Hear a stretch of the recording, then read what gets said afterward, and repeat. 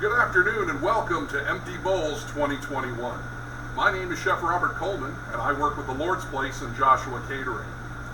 This program on behalf of the Palm Beach County Food Bank has been designed by the Church of Bethesda by the Sea to help to end the hunger in Palm Beach County. There are a lot of problems in this county when it comes to hunger, especially with kids. So it's very important that you're participating in this program today. Now, as you know, every year I really love being out there at the church and helping to get all that soup out to you folks. And this year it's a little bit different, so we're here in my kitchen at the Lord's Place. And what I'm going to do for you today is show you how we make our Lumberjack Chili. Give you an opportunity to see all the ingredients. We'll make sure that you get a copy of the recipe. And when we're all set up and done, you'll be able to make this chili for yourself the other 364 days a year.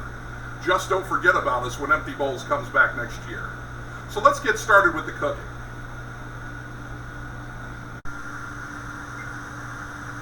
So let's take a look at our ingredients. Very much like a gumbo from Louisiana, you'll notice that we're using onions, peppers, and celery, which is called the Trinity.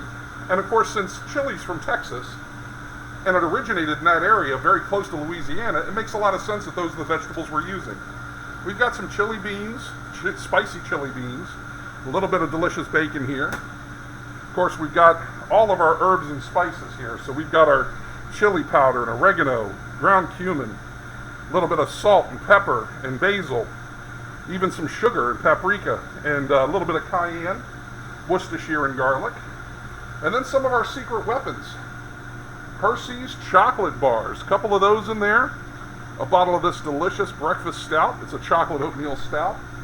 And of course 2 pounds of ground chuck, which is an 80-20 blend, as well as 1 pound of ground Italian sausage.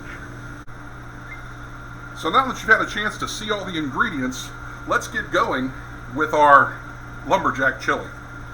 I've got this pot on the stove and it's on medium-high heat. You might notice that there's a can lid over top of the burner. This is an old trick that I learned years ago from an Italian chef that I worked with who liked to keep his bottom of his pots from burning.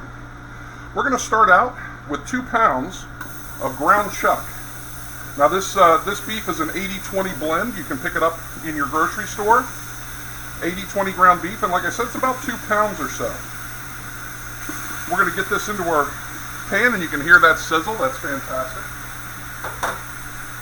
Next up, we have 1 pound of bulk ground Italian sausage, and we're going to go ahead and get that in our pot as well, and get that started to saute. Now, I am going to tell you a little trick that I learned a few years ago, and I thought it was pretty cool. For every 2 pounds of ground meat that you use, 1 teaspoon of baking soda. Now I know you think I'm crazy, but that teaspoon of baking soda is actually going to change the pH level of this meat, and less of the moisture is going to come out of that meat, and so you're going to get a meat blend that's got much more moisture to it, and it's not going to dry out.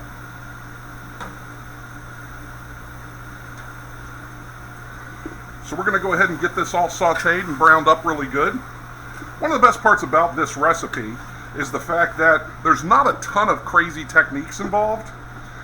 There's a couple that I'm going to show you here today, but most of the techniques are really just get it all in the pot and let's get it simmering. As you can see just to the side here, we've already got it about 4 gallons made because this is going to be heading over to the church on Friday for distribution to everybody in their cars. So we're going to let this cook down. Let all this fat render, and again, we've got this baking soda in here, so that's going to help keep some of the moisture, and we're not going to lose all that good moisture out of our meat.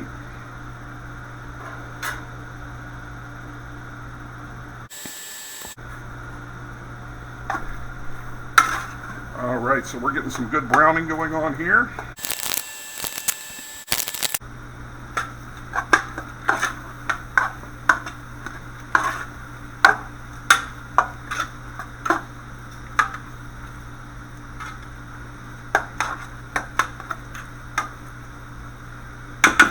Alright, so we browned our meat up pretty well, and we're going to go ahead and get started putting the rest of our ingredients in.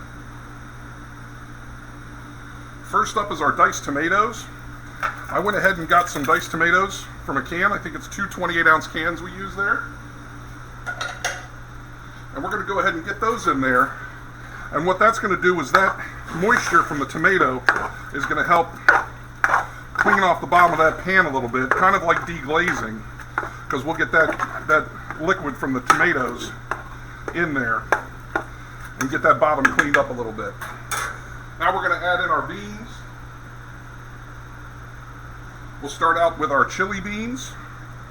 I believe that's 3 16-ounce cups of chili beans. You can get those in the grocery store.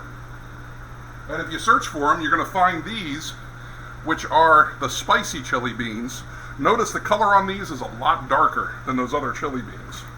It's a big difference, a contrast in those colors. A lot more spice in there. Now, traditionally, a lot of times you would see folks going ahead and cooking up their peppers and their onions and celery ahead of time. But when it comes to this chili, I like these vegetables to be a little more pronounced at the end and not disappear on me. I want them to be visible in the chili. And if you look at the chili over here, you're able to see those veggies still. They cook along with everything else right in the pot. And it really makes for a beautiful presentation of the chili. I'm going to go ahead and add in those couple strips of bacon that we talked about too. We'll get those guys in there. All right. So now we're going to go ahead and get this all stirred together.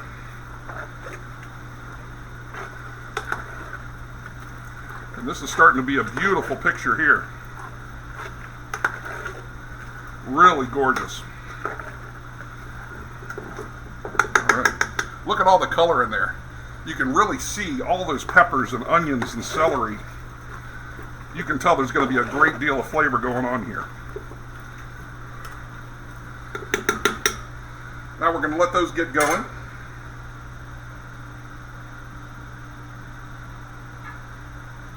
It's a good opportunity for me to add in that little bit of Worcestershire sauce that's in there. And all of these great spices that we talked about earlier. I'm just going to let them all slide right on down in there. You can get our little garlic in. We'll get all those spices right down in that pot.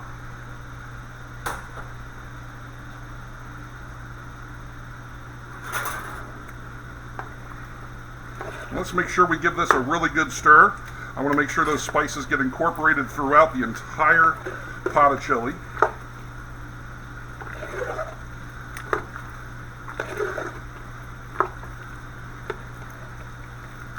Now, as I mentioned, there's a couple of techniques that we wanted to talk about, and that's the cutting of the onions and the cutting of the peppers, and you can see that video right now. Now, when it comes to dicing an onion, you're going to find about as many different techniques as there are chefs that are cooking. I'm going to show you the way that I dice an onion. What I like to do is, we've got a little root section right here that's going to hold the whole onion together, and all we want to do, we're just going to take off a very thin slice of that. Then I'm going to flip it around, and I'm going to take off a very thin slice of the top. Now from there, I'm going to cut straight down the center, and I'm going to end up with 2 even halves. So what that looks like once I get it peeled is this right here. And you can see I'm going to keep this part that holds the whole onion together, I'm going to keep that facing away from me. And I'm going to make slices. But as you'll notice, the tip of my knife does not go through the section that's holding the onion together. And that's really important, because I'm not slicing the onion at this point. I want to dice it. Then I'm going to turn it, and as I start to slice the opposite direction, you'll see that my onion is coming apart in dices. And that's how you dice an onion pretty quick. So when I'm going to cut a red pepper, or a green pepper, or any pepper for that matter, what I like to do is find the fastest way to do it. And so for me, that means I'm just going to go ahead and be cutting the sides right off of these pepper here, like this. I'm going to show you how this looks, because when I get done, I'm going to have all of the pepper I need, and I've got this guy right here that we can just go ahead and get rid of. And that makes it super easy to start slicing up this pepper, and of course, very easy to get it diced. Alright, so we're back from cutting all those onions and peppers. We've got some good heat here working in the pot. And we're going to add in our final couple of ingredients. This is a chocolate stout beer. We're going to go ahead and add that in there. Really adds a great flavor. And yes, I put the whole bottle in. I didn't drink any. And of course, last but not least, 2 Hershey's candy bars. We're going to put those right in there as well.